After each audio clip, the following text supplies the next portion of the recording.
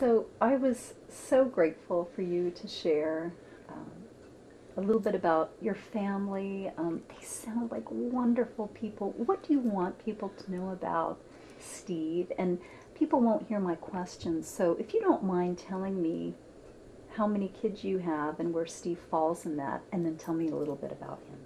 I only have the one. Steve's my only child. And he's just special. He's very kind, loving, concerned with his parents. He's here every day. He checks on us every day. And if I have to go to the doctor, he doesn't want me to drive by myself. I have to go to Jonesboro, so he doesn't want me to drive by myself. He's over here to take me, and his wife she's just as sweet as he is, though. She's just as thoughtful, and my grandkids are too. They're just special people. And it's the hardest thing I've ever had happen to me. It's just devastating. But I know he's safe now. I know he's not hurting, and I know my grandson's safe, and I'm just going to go be with him someday. That's just. But they're special. My grandkids, both loving, good kids, and I think they think I'm special too. So we're just. I just don't know how we're going to make it. I know we have to. I don't know other people have been through this, but when it happens to you, you understand what people are going through, all of these tragedies, and you know, I pray for those people, but I didn't really understand what it was like until this happened to me. But we're going to get through it. I'm there. We're going to be there for our granddaughter and our daughter-in-law, and we're going to get through it together somehow. Tell me about Steve as a father. Steve's father is... Or Steve as a father. Their relationship, you want to know about them? No, if you would describe your son as a father to his own kids. Oh, the father to his kids. Yes, how much he loved them. He loved them so much. He loved both of them, but that little girl has him wrapped around her finger. I mean, he's just, but he was close to Lance too. I mean, they did everything together. He'd take them to, you know, the movies or to the water park or whatever they wanted to do, and Pam was the same way. And they just, very close, very close. They did everything together. And this vacation was just a little outing for them before school started, and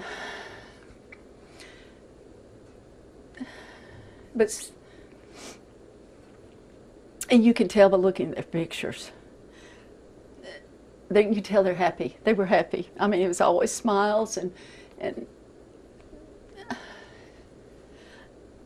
you know, my sister told me, she said, Steve couldn't have lived if he had gotten out, and Lance didn't. She said, he couldn't have lived. He wouldn't have made it. He was just that way, and he just couldn't have. I don't know what would have happened, but I don't think he could have made it. And I want to think that Steve was probably trying to help some other people out. He was trying to get somebody out, or some children or something, because that's just the kind of person he was. He always helped. He was always helping somebody, almost. He was generous almost to a fault. He was just, anybody that came by that needed something, you know, Steve would do it or help any way he could. He was usually the first one at church. He opened up the building, and he did whatever they wanted. He led singing, or he led prayer, or if they had a job to be done, if somebody needed to move, they'd say, "Steve, can you help me move?" And it was, you could depend on him. He was that kind of person. What do you want people to know about Lance? He was 15, to be 15, he was still so loving, just like he was when he was a little boy. He came in this house, he always hugged me, and "Hi, Nana, how are you?" And when he'd leave, it was always hug us, and "I love you." And Steve did the same thing, though. He didn't leave this house without saying, "I love you, Mom. I love you, Dad." And that's the kind of boy he was. And he has lots of friends. And I think they could tell you the same thing, that Lance is special. And he never blamed anybody. When he got a little boy tackled him, and they were playing football, and he broke his leg, had a bad break. And he said, but it wasn't his fault. Said, "It was my fault. I brought my football to school. It was my fault." So that's the kind of person he was.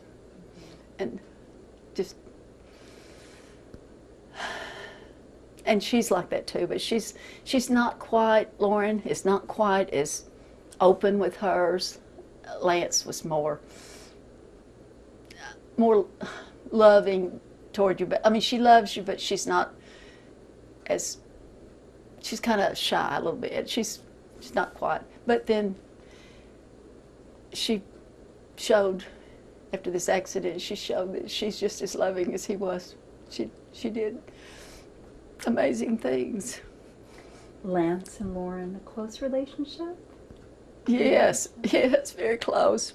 I mean, they were brother and sister, and they had their arguments and all, but it was, they woke up when they were little. I went over and babysat so that they didn't have to get them out of the house.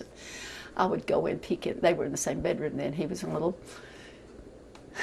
twin bed, and she was in a crib, and I'd go in and watch them to see when they were waking up, and they'd wake up and look over. One would look over at the other would wake up and look over, and they were just laying there smiling at each other. And that's what they've always been. They're just 13 months apart, so you can imagine they're just very, very close. I just want to check on the grandfather clock. Is it about to?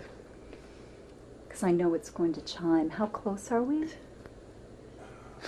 Reach, a minute open. to a minute and a half. Okay, open that door and just stop the pendulum. Just hold it and it'll stop. Oh, thank you.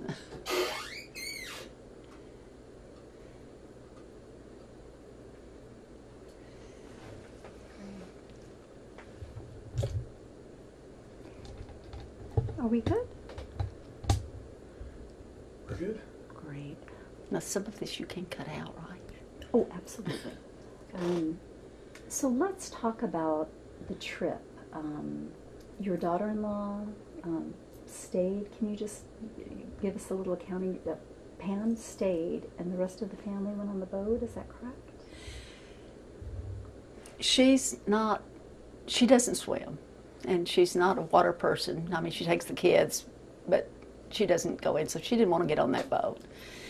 So he dropped her off at the mall, at the landing, I believe it's called, and he took the kids and went on the duck ride, and the skies were clear, she said, when they started, but of course this came up suddenly, and I think they'd had a report about 30 minutes before, but nobody told anyone, I guess. They didn't get the word.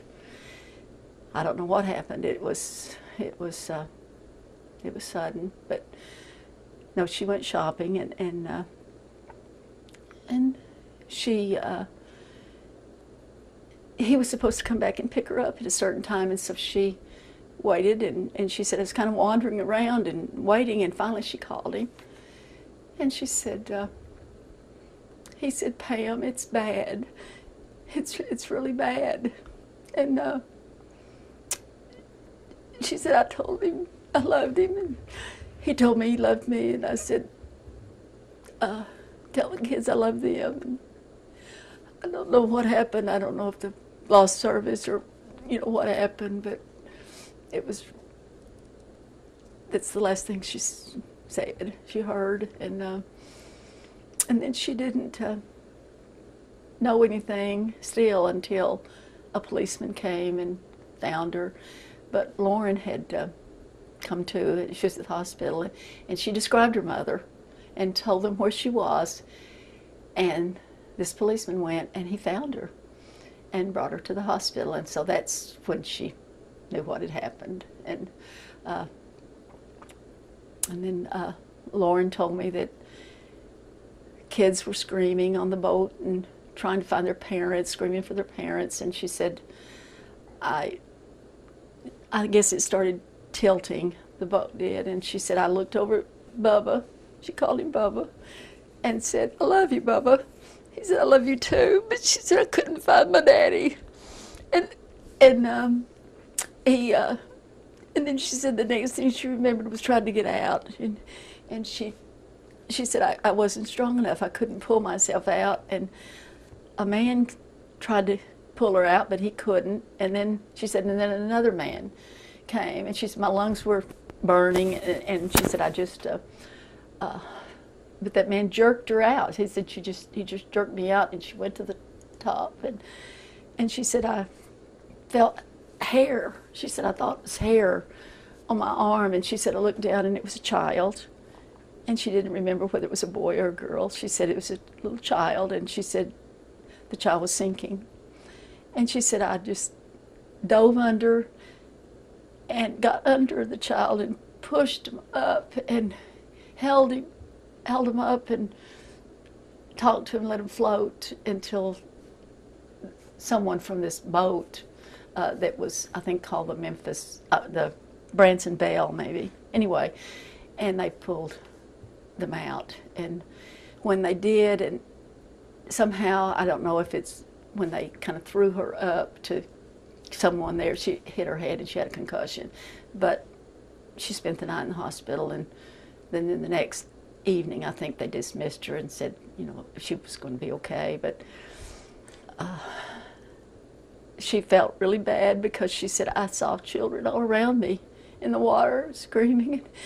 And she said, I wanted to help them, but the waves were so high that she said it kept pushing me away. And she said, I wanted to go back and help them, but they pulled her out. So I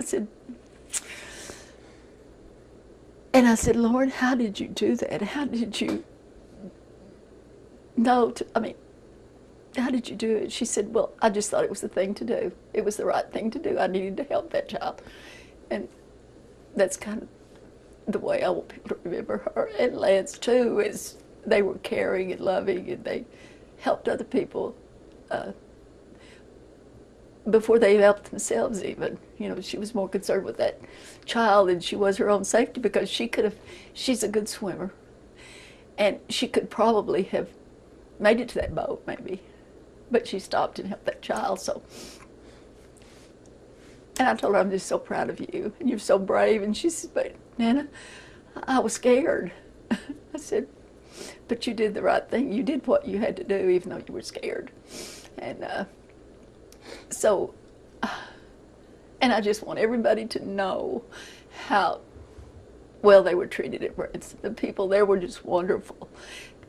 The police department, the nurses, the doctors, everybody, the people at the hotel where they stayed were just wonderful. They even brought flowers.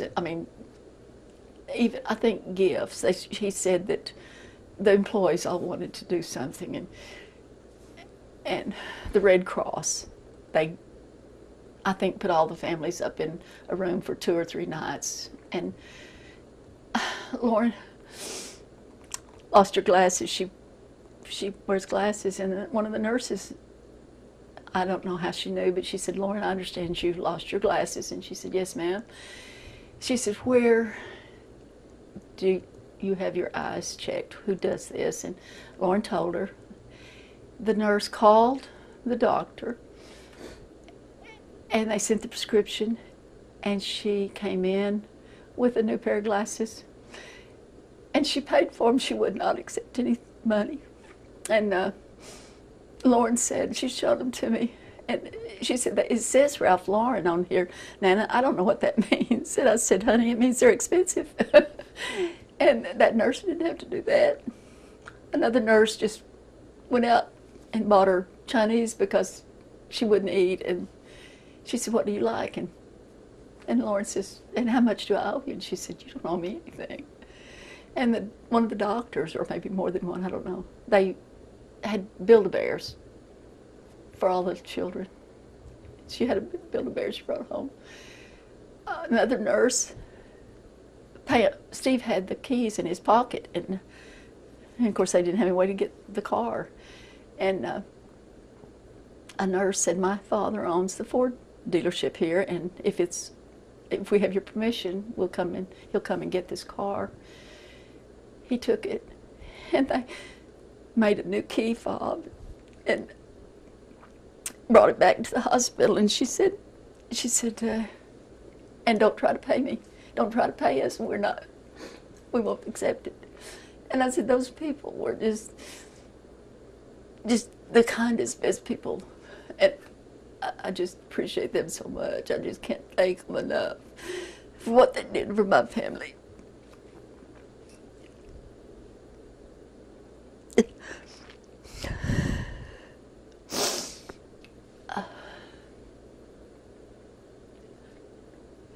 And people have been so kind all over the country. I said, I can't believe the emails, the text messages from places as far as away as California, Florida, Michigan, even out of the country. People have sent messages and support, prayers, and even want to make donations to something. And our minister is setting up a scholarship, and it'll be Steve and Lance Smith, some kind of educational scholarship at Freed-Hardeman University in Tennessee, and it'll be for something that'll have their, and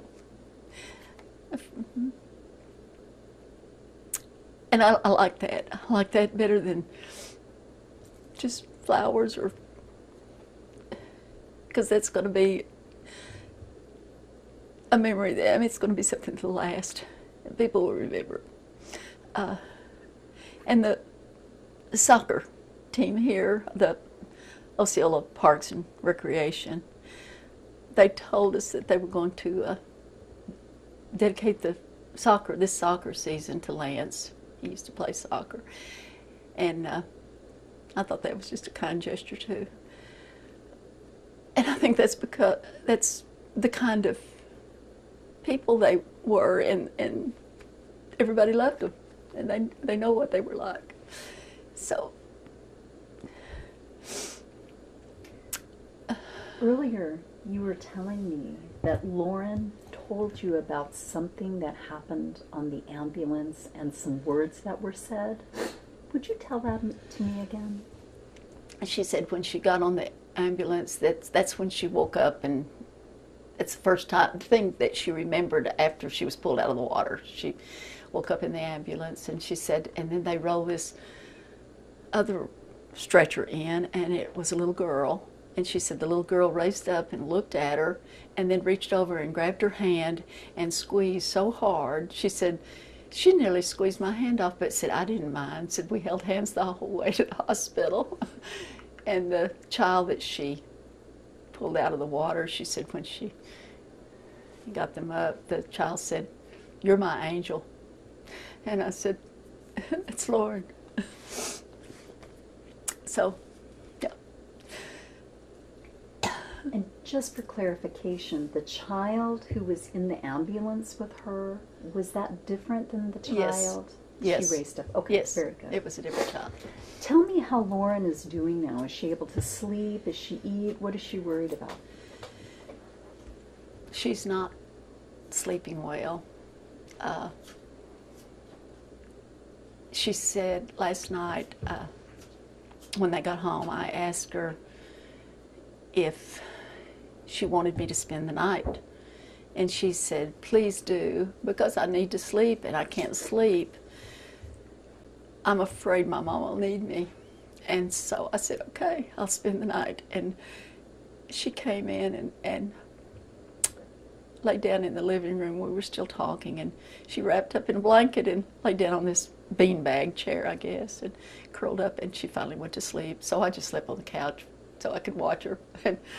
And so that's what we'll do. I plan to go over and spend a lot of time, because I don't want those two to be by themselves all the time and at night. So I'll do that. When Pam first found out, it's unimaginable. It is. What happened to Pam? The policeman that came to pick her up stayed with her all night. He didn't leave until I think 6 o'clock the next morning. And by then, some people from here had gotten there to be with her. And she made it pretty good. I know she was upset, but there was still hope. And I don't know what time they finally told her that they had pulled the last of the last 4 victims had recovered their bodies, and Lance and Steve were among those last 4. And they told her, and I think she just had a complete breakdown, and they couldn't get her calmed down or anything, and they had to admit her. She went to the emergency room, and they ended up giving her a shot, and she went to sleep, and I think slept for all night and most of the next day. And she's still having a hard time dealing with it, of course, coming home and having to come in last night and know that, her son and husband are not coming in. And but she told me that, she said, we have to be strong because we have to take care of Loren. And I said, yes, that's the main thing now. We're just going to have to be strong for her, because she's just 14. How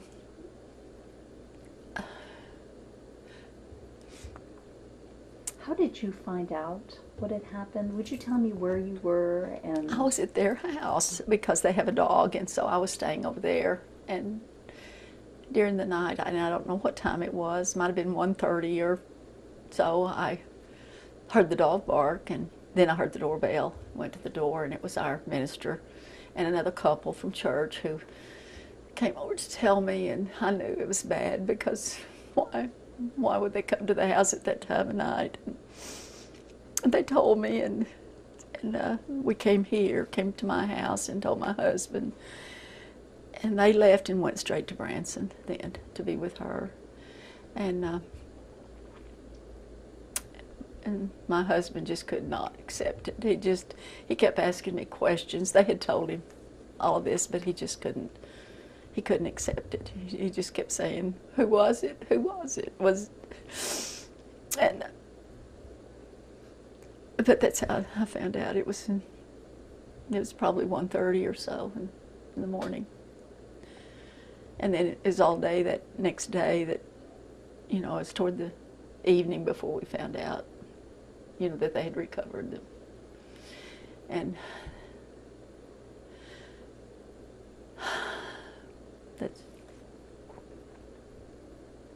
I couldn't go. My husband's not in good health, and he can't travel, and I needed to be here with him. But and her family came, her sister and brother, and several people from here, church, went to, and so she had some people with her. But and then my sister and brother came from Oklahoma, and they were here with us, and so that helps. And so I know you have a very close family. Yes, very. Tell me how much you're going to miss Steve and Lance. How much? You're going to miss them. I just can't.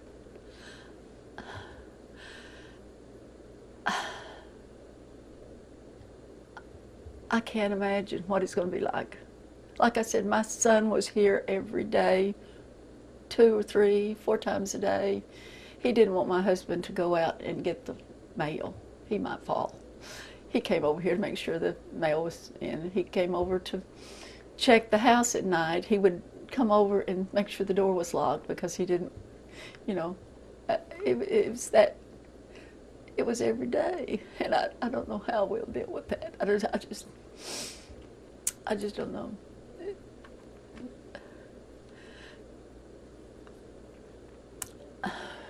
Is there anything else you would like to tell us?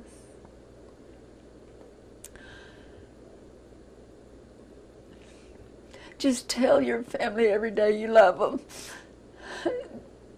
Don't put off, because you never know. You never know. I never thought this would happen to us. And so every day, give your kids a hug. Tell them you love them. Just.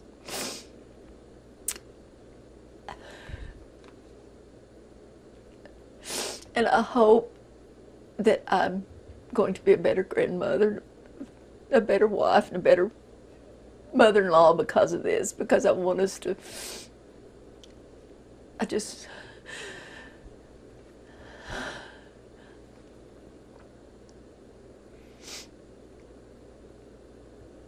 and I just want to live so that someday we'll all be together again, and I know that. I know that we will. And my mother passed away a month ago, and my little granddaughter told her mother, she said, Mom, she said, Grandma Beck was waiting for them. She's taking care of them now. So that's what I believe, and that's what I want. I want to be there with them someday, you know.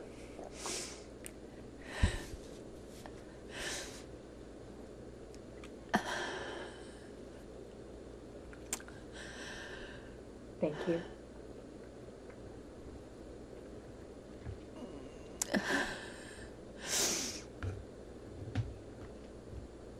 I'm sorry. I'm sure they would be so proud.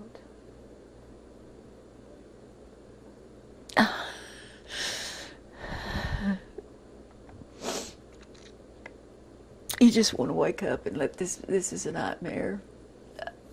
It's not, it didn't really happen.